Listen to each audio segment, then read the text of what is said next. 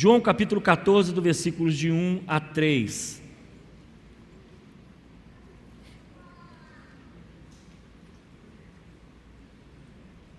Os que encontraram, digam amém. Amém. Diz assim a palavra de nosso Deus: não permitais que o vosso coração se preocupe.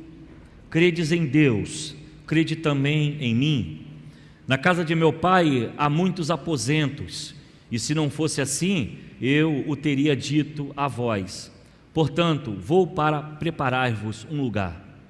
E quando eu me for e vos preparar-vos um lugar, virei de novo e vos levarei para mim, a fim de que onde eu estiver, estejais vós também. E quando eu for e vos tiver preparado um lugar, virei de novo e vos levarei para mim, a fim de que onde eu estiver, estejais vós também. Que o Senhor nos abençoe com essa palavra. Coração turbado, turbulências da vida. Eu quero falar nessa noite através da palavra de Deus, e eu pretendo, na dependência do Espírito Santo do Senhor, produzir em você esperança. Nós vivemos um tempo de desesperança, vivemos um tempo em que as pessoas parecem perderam a alegria de viver, outras perderam a alegria com a eternidade. Muitos talvez estejam até já duvidando dessas coisas, e provavelmente seja fruto de púlpitos que talvez não tenham ensinado mais sobre o céu e não estejam ensinando mais sobre o inferno. Muitas vezes nós vivemos uma vida terrena apenas se preocupando com as coisas sociais, as coisas que nós temos. Mas como cristãos, a nossa esperança está além dessa vida. Ela está nessa vida, porque Ele nos deu uma vida com abundância, diz a palavra, mas há também uma vida na eternidade que nos aguarda. E eu quero, pela graça de Jesus, e é um desafio nessa noite, fortalecer o seu coração com algo que talvez nós estamos perdendo com o tempo: a visão do céu, a esperança na eternidade, aqueles pensamentos que muitas vezes vêm sobre nós, que trazem turbulência na vida, uma doença, perdemos alguém que amamos, sofremos com algumas decepções, perseguições que ameaçam a nossa saúde, ameaçam o nosso trabalho, ameaçam a nossa existência. Essas coisas tiram de nós muitas vezes o chão. Há pessoas que se desesperam, há pessoas que ficam angustiadas, mas eu quero falar de algo que talvez nenhuma segurança, nenhum sistema de alarme possa nos trazer a certeza, porque há coisas que assaltam a nossa alma de tal forma que nos tiram o equilíbrio emocional, psicológico e até, muitas vezes até físicos. Elas emanam muitas vezes de dentro de nós para fora, e muitas vezes essas turbulências, elas vêm de fora para dentro, porque somos seres humanos, temos emoções, temos sentimentos, e mesmo o mais puritano, o mais consagrado, o mais perfeito que exista, cristão, ele não está imune a um vale de lágrimas, ele não está imune a momentos de dificuldade. Os mais santos e os mais consagrados encontram nesse mundo também vale de lágrimas, de sofrimentos e de angústia. Jesus estava se despedindo dos seus discípulos quando ele diz essas palavras. Para muitos, no versículos seguintes, anteriores, Pedro é advertido, porque Pedro fica surpreso, dizendo: para onde tu vais, Senhor? Eu vou me sacrificar por você. E Jesus dá um recado a ele, que o galo vai cantar 3 vezes e ele vai negar. Os discípulos estão naquele momento entristecidos, devido à iminente partida de Cristo, devido à esmagadora solidão que eles estavam sentindo agora, porque o seu mestre já não estaria com eles. Esses discípulos estavam agora envergonhados, devido ao egoísmo que eles estavam sentindo entre si, porque havia uma pergunta interior da seguinte forma: quem vai ser o maior quando chegar no reino dos céus? Esses discípulos, eles estão estremecidos, estão perplexos, porque devido à traição de Judas, Aquele que andou com eles, que esteve com o mestre, que caminhou, que viu, é aquele que havia de trair, é aquele que havia lhe entregado. Esses discípulos estavam agora vacilantes na fé, pensando: como pode alguém trair o nosso mestre? Eles estavam completamente angustiados devido às notícias dos açoites e das aflições que viriam sobre o mestre. Jesus os consola e diz: olha, não se turbe o vosso coração, não permita que o vosso coração se preocupe. E aí Jesus vai trazer para os seus discípulos palavras tremendamente de esperança. E eu quero nessa noite dizer a você, eu não sei qual a tribulação ou aquilo que está preocupando a sua vida nesta noite. O que eu posso dizer é o recado de Deus: não se permita se preocupar nesta noite. O que eu quero deixar a você nessa noite, a palavra de Jesus é que não permita que o seu coração se preocupe com coisa alguma. E os discípulos estão ali angustiados, recebendo de Jesus a notícia que ele iria partir. Ele recebe então essa informação e os seus corações começam a ficar angustiados. O primeiro é Pedro, que já nos versículos acima, pergunta ao Jesus: Senhor, para onde tu vais? E Jesus responde: para onde eu vou, não pode seguir-me agora, entretanto me seguirás mais tarde. E aí então Pedro diz: Senhor, por que não posso segui-lo agora? Pois eu daria a minha vida por ti. E Pedro está angustiado, Pedro está turbulento, Pedro está preocupado. E Jesus então dá a notícia a ele, dizendo: olha, o galo vai cantar e você vai me trair. Mas a questão que eu quero trazer nessa noite é as circunstâncias da vida, como viver e passar pelas turbulências da vida. Eu lembro que quando eu fui fazer uma viagem de avião, o qual eu tenho um pavor equilibrado, porque minha esposa dá um remédio antes, a gente vai mais mole, Senta lá e bota o cinto e apaga a sua corda quando chega. As turbulências no voo é algo que nos chama atenção, e quem já teve essa oportunidade nos deixa angustiado, porque você está num objeto que está a não sei quantos de altura, de distância, e aí você pensa, como foi o caso, eram 10 horas para cruzar o mar, e eu pensei: se der ruim no meio do caminho, não dá tempo de nem para trás nem para frente. Esse negócio não vai ter onde parar. E aquilo ficava na minha cabeça, e o coração perturbado, e a cabeça quente, e a pressão subindo, e vamos embora. E aí a coisa depois acalmou. Mas a turbulência de um voo é algo que quem já teve a oportunidade de ver não estira o chão. É algo bruto, é algo que chega de uma hora que você não espera. Está tudo tranquilo, o voo está maneiro, está tudo maravilhoso. Você não está vendo nada, você não está sentindo nada. Daqui a pouco um salavanco, um buraco surge e aquele negócio balança e você aparece o cinto, bota o cinto e você passa por aquela turbulência. A vida é dessa forma.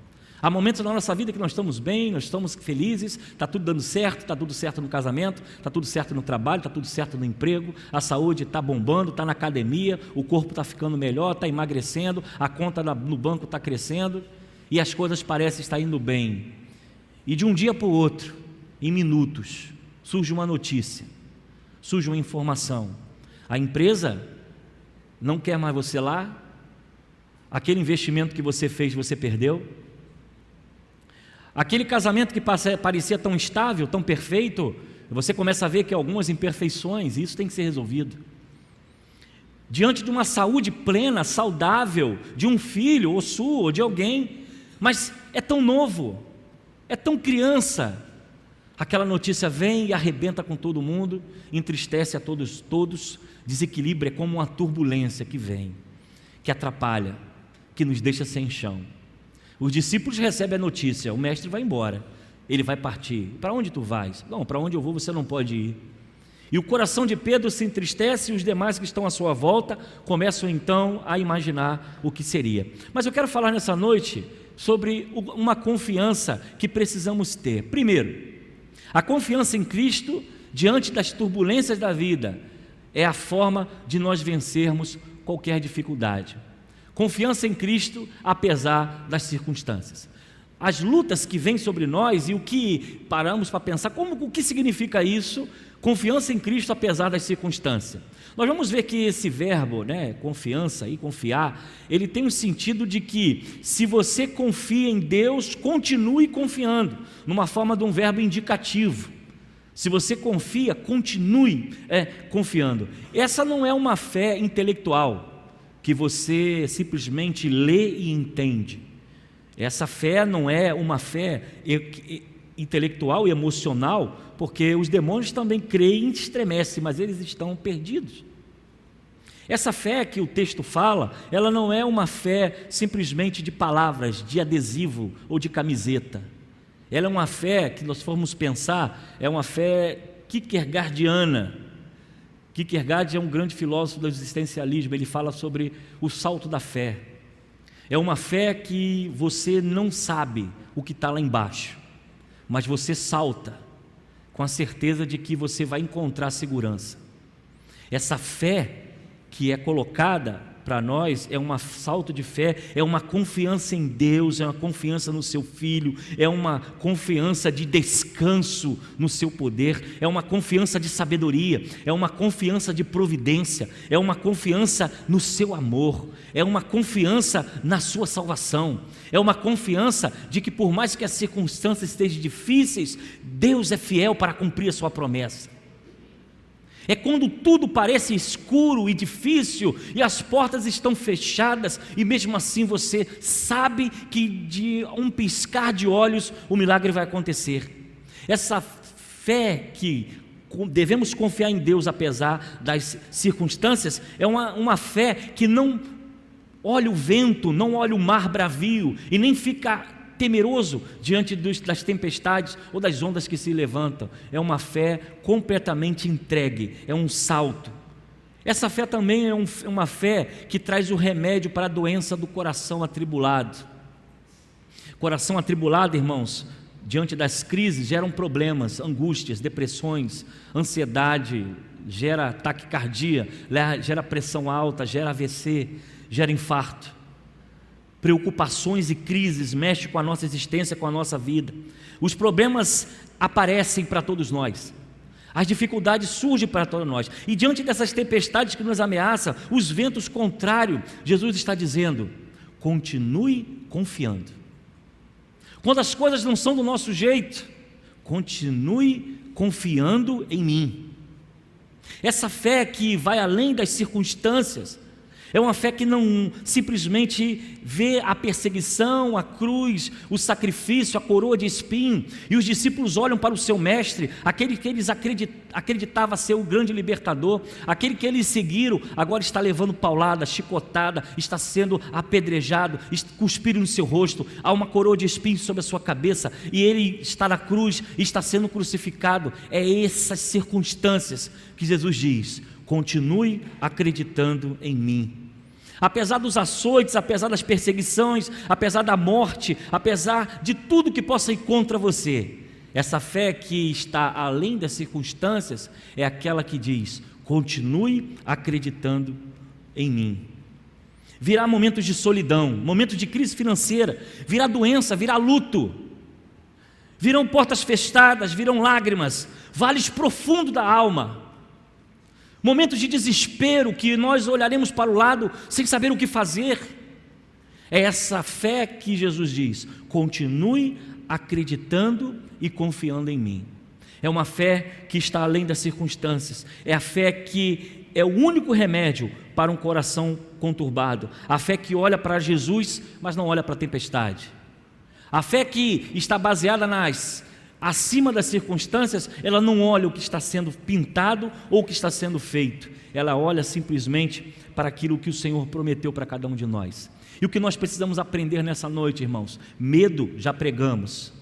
Preocupação, já pregamos. Dificuldade, nós já pregamos sobre isso aqui, esse ano ainda, nesse mês. Mas algo que precisa nos trazer uma fé que vence qualquer tribulação. Os discípulos estavam agora pensando o que fazer. O Senhor já não está mais conosco, e como isso poderia acontecer? Como isso poderia existir e agora trazer sobre eles essa separação entre eles e o Mestre?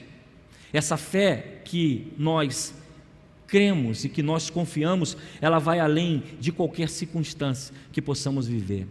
Segundo, somos perseguidos, mas a cruz, mais o céu, é o nosso lar. Quando vivemos perseguições e angústia, vivemos dificuldades em nossa vida, nós precisamos parar um pouco para pensar e ver quem nós somos como cristãos. E quem nós somos como cristãos vai dizer exatamente como nós vamos viver e vamos lidar com a circunstância. Sexta-feira nós tivemos o curso do John Hughes, estava dando aula sobre antropologia bíblica. E nós falamos com os nossos irmãos e alunos que quando você conhece a visão bíblica de quem é o homem, tudo muda. A nossa vida muda, o nosso culto muda, a nossa forma de servir muda. E aí nós vamos aprender que Deus criou o homem, a sua imagem e semelhança. Ele vai dizer que Deus criou o homem para a sua glória. E quando nós pensamos que nós fomos criados para a sua glória, e a Bíblia vai dizer que tudo que nós devemos fazer ou façamos nesse mundo é para a glória de Deus, e aí a nossa vida muda. O meu trabalho é para a glória de Deus, a minha adoração no culto é para a glória de Deus. Quando nós começamos a pensar sobre o futuro, nós vamos pensar da seguinte forma: o meu futuro é para a glória de Deus. E aí muda a nossa adoração, muda a nossa forma de culto, porque a nossa existência está ligada ao propósito de Deus, por eu estar vivo. Eu fui criado, eu existo para a glória de Deus, e isso precisa mudar o nosso conceito, porque culto agora não é opcional, é um dever. A nossa fidelidade a Deus não é mais quando dá, tem que ser permanente, fidelidade íntegra.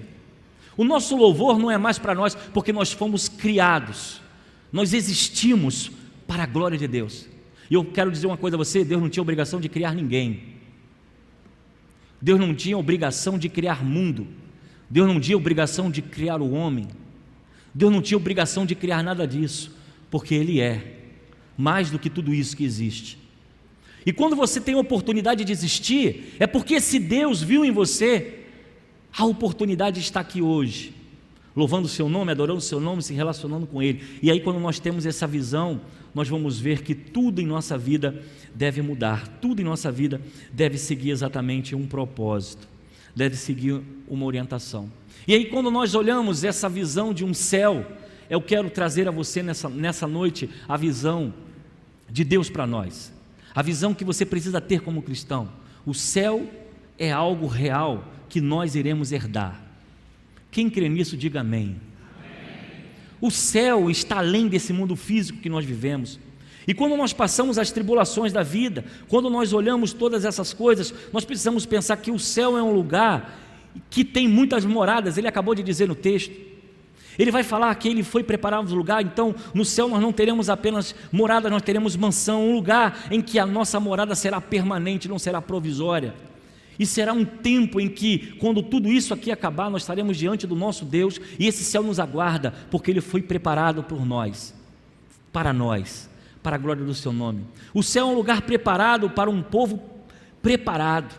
Nós não compramos o céu, nós não merecemos o céu, nós não temos direito ao céu, mas Ele resolveu entregar a sua vida na cruz do Calvário, para que todo aquele que nele crê não pereça, mas tenha vida eterna. Louvado e engrandecido seja o nome do Senhor. Você é herdeiro do céu, não porque você merece, não porque você comprou, mas foi graça dada por Jesus a nós.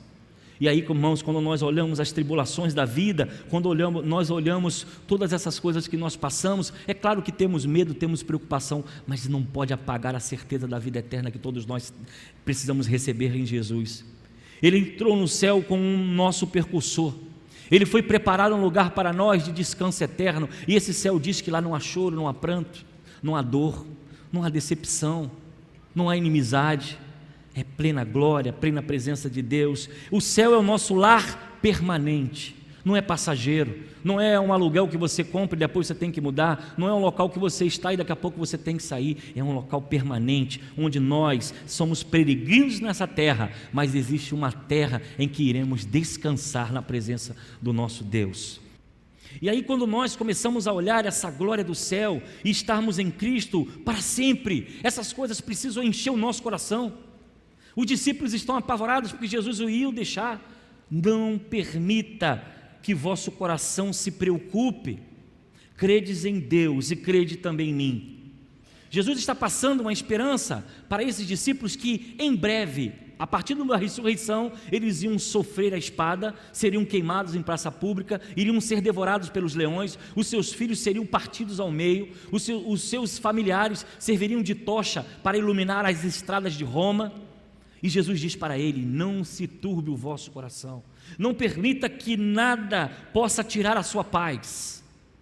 E quando nós aplicamos hoje em nossa vida, amados irmãos, muitos são as lutas, muitos são os problemas, muitas são as dificuldades, mas a mensagem de Jesus é o mesmo, Ele é o mesmo ontem, hoje e será para sempre. As promessas dele se cumpriram ontem, se cumprem hoje e se cumprirá no futuro. Então, se há algo que está te preocupando, descanse o seu coração, não permita que nada entre no seu coração e produza preocupação. Quando nós paramos um pouquinho para lembrar aquele hino, eu avisto uma terra feliz, cento e quanto? 102? É isso? Quem lembra para mim? Eu avisto uma terra feliz, onde irei para sempre morar. Cadê os batistas? Nas mansões desse lindo país. Os batistas não sabem mais cantor? Por aí, está vendo? Não sabe mais cantar. Não, que eu sei o número, vamos lá, vamos cantar. Tudo bem, 509. Quem está com 509 aí? Não tem 509? Cadê o data show? Ah, agora eu quero ver. Agora eu vou pegar os coristas. Todo mundo me enche com a paciência com coro cantor cristão. Quando eu peço, ninguém sabe cantar. Todo mundo reclama do cantor cristão. Quando eu dou a bola, passo a bola, vai, faz o gol. Ninguém sabe. Depois você corta isso aqui no vídeo, tá? Não bota isso na internet, não. Acharam aí? Achou? Não? 508. Então não é o 9, irmão, é o 8. Quase, o irmão chegou lá, obrigado. Só encaixa aí, vou te dar trabalho. Não tem? Muito bem. Os batistas não sabem. Um corajoso. Ô glória, vamos lá, é com vocês.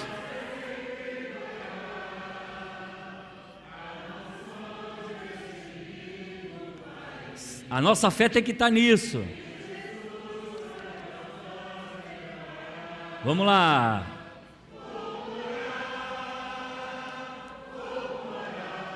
Aonde?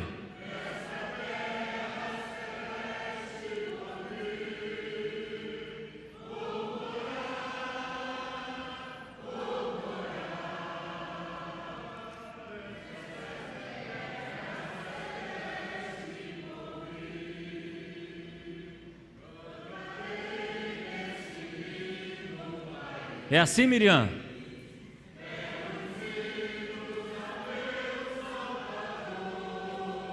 Aprendi no seminário teológico Batista de Duque de Caxias, pastor Jali.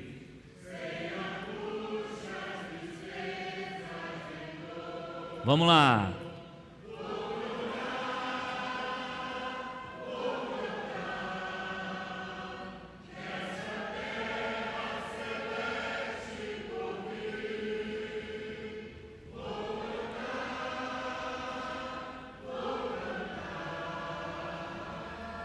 Nesta terra celeste por vir. Glória a Deus. Vamos lá, agora eu apertei no início.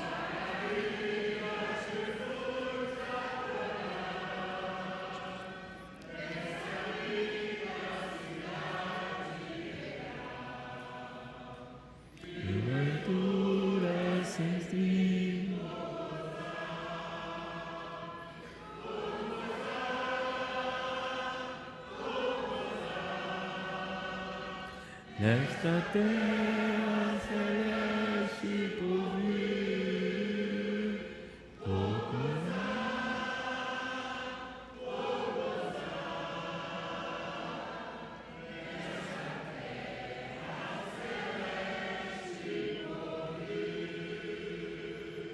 amém, louvado seja Deus. É isso, irmãos, alimentar a nossa fé. Eu quero aconselhar a você, quando as turbulências da vida chegarem, louve a Deus, cante, porque essas coisas alimentam a nossa alma, não é apenas no momento da dor, ela tem que ser todos os dias de nossa vida. Então, diante da tribulação da vida, nós precisamos não permitir que o nosso coração se preocupe. E a terceira característica é que nós não estaremos sozinhos, mas Jesus voltará para nos buscar. Versículo 3, olha o que ele diz: e quando eu me for e vos tiver preparado um lugar, virei de novo e vos levarei para mim, e a fim de que onde eu estiver, estejais vós também. Amados, se essa palavra não alimenta a nossa vida, se nós perdemos o foco e perdemos a fé, é necessário pararmos para fazer uma avaliação. O que tem acontecido com essa geração é que essa geração é uma geração que tem se aproximado da igreja, tem frequentado os cultos, mas parece que não entende muito bem a conexão entre terra e céu. Parece que é filme de ficção para alguns, é algo irreal, é algo improvável. E eu vou pregar em breve sobre o local que eu não quero ir, que nós vamos falar uma pregação inteira sobre o inferno, porque nós precisamos pensar e trazer a palavra de Deus para nós novamente, resgatar aquilo que os nossos pais e que o Espírito Santo de Deus trouxe a nós através da sua palavra, e não apenas vivermos um evangelho de cultos, de reuniões, de eventos e programações, porque a nossa esperança está no Senhor, e essa terra ela é temporária, ela irá acabar, nossa vida irá ceder e nós iremos partir para um local, e é por isso que para nós a morte não é o fim, mas é o início de uma vida com Deus. Estivemos essa semana fazendo um velório de alguém conhecido, irmão de nossa igreja. A sua irmã faleceu, nós fomos lá, e lá nós podemos ver, já com costume de estar fazendo sempre funeral, a preocupação, o rosto assombrado de alguns diante de um corpo, diante da matéria. Algumas pessoas que talvez não tenham essa habilidade, não são provavelmente cristãos, porque não sabem e temem a morte e têm preocupação com o futuro, e aí até a própria morte é uma forma de trazer turbulência ao coração e à sua existência, porque não tem certeza da sua salvação e nem sabe o que vai acontecer após a morte. Mas quando nós paramos para pensar no ponto 3, no versículo 3 ele diz: não estaremos sozinhos, mas Jesus voltará para nos buscar. Como Jesus virá? É a pergunta. Como ele virá? Jesus virá certamente, porque a sua palavra, ele disse que ele prometeu e disse: eu voltarei, e ele vem sem demora. Ele diz: eu vou preparar-vos lugar, e quando preparar eu voltarei para vos buscar. Jesus virá certamente. Jesus virá também pessoalmente, porque a Bíblia vai dizer que mesmo aquele que subiu é o que vai voltar. Você vai encontrar isso em Atos capítulo 1, versículo 9 e 11. Voltará entre nuvens e voltará para a sua glória, e diz o texto que todo joelho se dobrará. Ele virá certamente, ele virá pessoalmente, e ele voltará de forma visível. Todo olho verá, todas as nações se lamentarão sobre ele, e ele virá com um clamor de trombeta de Deus. Ele virá julgar os povos, ele virá julgar os nossos atos, ele virá julgar a história, ele irá julgar a história da igreja, ele irá julgar a nossa vida, a nossa existência, porque certamente ele virá, e ele virá de forma pessoal, e ele será visível. Jesus voltará de forma gloriosa. A última palavra não será o mal, a última palavra não será o inimigo de nossa vida, a última palavra não será a morte, a última palavra não será daqueles que testemunharam contra Deus, não será o ímpio, a última palavra será do Senhor. Venha bendito do meu Pai. E é essa a esperança, é essa a certeza que nós precisamos carregar em nossa vida, não importa as circunstâncias, não importa as lutas ou as dificuldades da vida, porque há muitas pessoas às vezes estão se preocupadas só com coisas temporárias, estão esquecendo, estão perdendo o brilho da vida com Deus.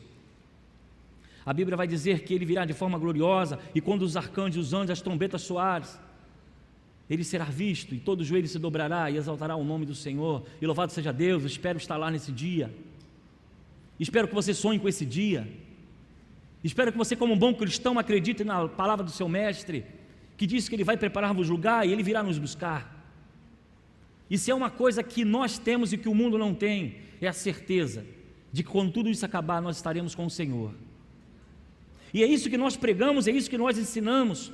Mas nós falamos como Ele virá pessoalmente, Ele virá gloriosamente, Ele virá certamente, Ele também virá de forma inesperada.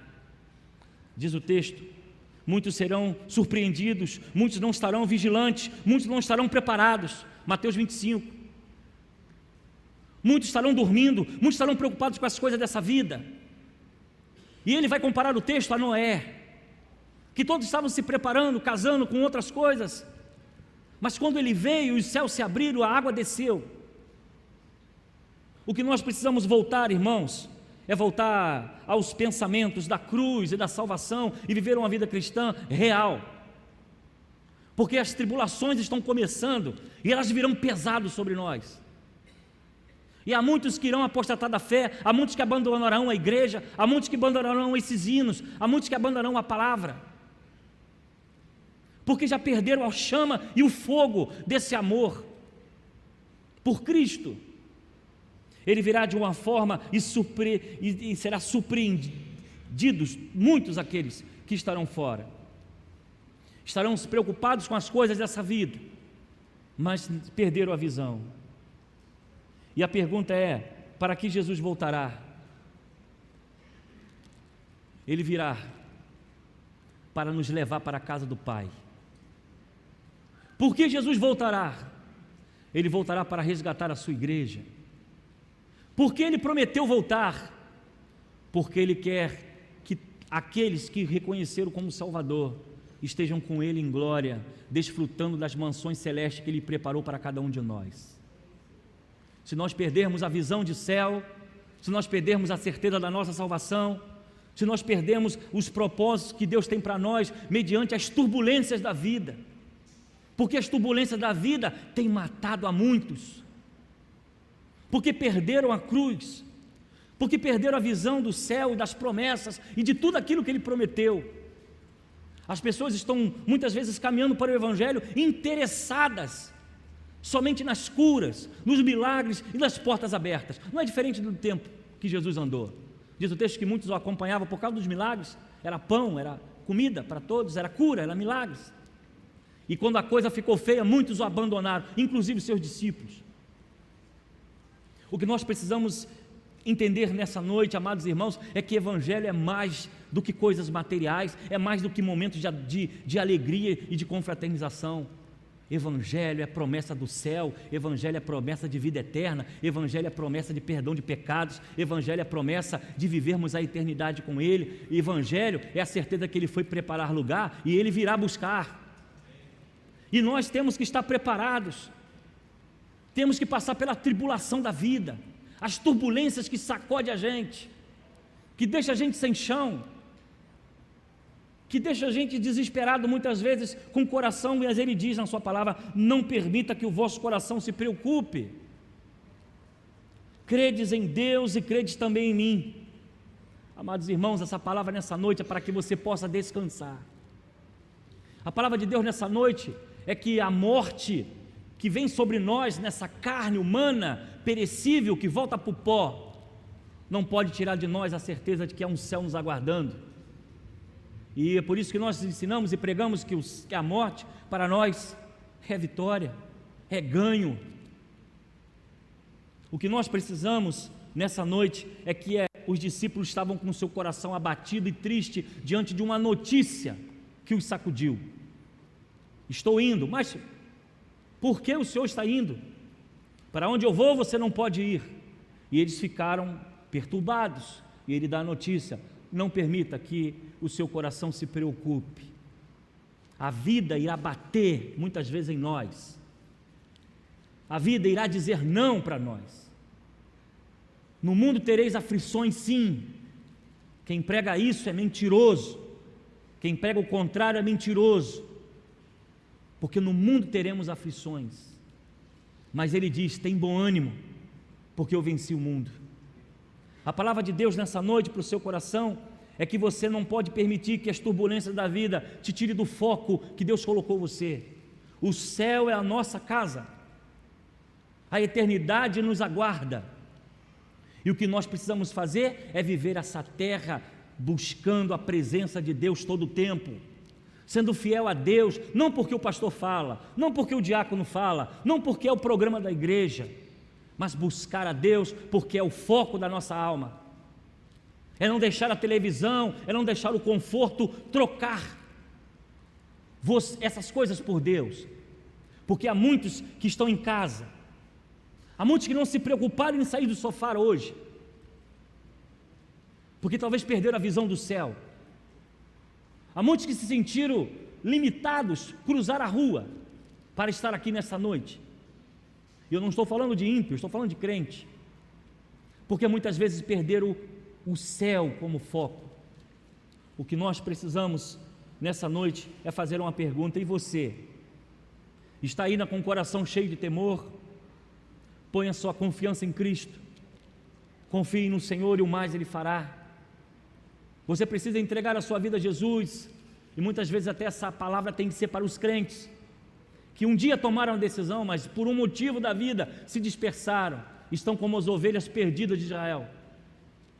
O que nós precisamos nessa noite é encher o nosso coração, que por mais que as tribulações da vida, por mais que as doenças, por mais que os desempregos, as decepções, as palavras, a perseguição, as angústias que vêm sobre nós, tentando nos sufocar, tentando nos aprisionar, o nosso coração possa estar cheio nessa noite, dizendo: o meu Deus, o meu Cristo foi preparar-vos lugar, e quando Ele preparar, Ele virá nos buscar, e aquele lugar, diz a Bíblia, não há choro, não há pranto, não há dor.